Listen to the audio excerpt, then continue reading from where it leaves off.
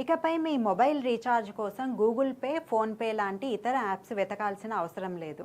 మనం రోజువారీ వాడే వాట్సాప్లోనే సెకండ్లలో రీఛార్జ్ చేసుకునే అదిరిపోయే ఫీచర్ను మెటా సంస్థ అందుబాటులోకి తెచ్చింది.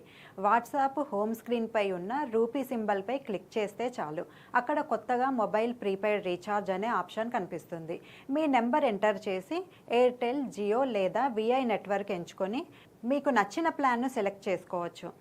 పేయు భాగస్వామ్యంతో వస్తున్న ఈ ఫీచర్ ద్వారా యూపీఐ పేమెంట్ పూర్తి చేయగానే రీఛార్జ్ సక్సెస్ అవుతుంది. ప్రస్తుతం టెస్టింగ్ దశలో ఉన్న ఈ సేవలు కొంతమంది యూజర్లకు మాత్రమే కనిపిస్తున్నాయి. త్వరలోనే ఆండ్రాయిడ్ మరియు ఐఓఎస్ వినియోగదారులందరికీ అందుబాటులోకి రానున్నాయి. మెట్రో టికెట్ బుకింగ్, యూపీఐ పేమెంట్స్తో దూసుకుపోతున్న వాట్సాప్ ఇప్పుడు రీఛార్జ్ సేవలను కూడా తేవడం వల్ల యూజర్ల సమయం చాలా ఆదా అవుతుంది.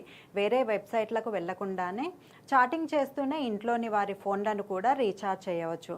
టెక్నాలజీని సామాన్యులకు మరింత దగ్గర చేస్తూ వాట్సాప్ తీసుకొచ్చిన ఈ అప్డేట్ నిజంగానే ఒక గుడ్ న్యూస్.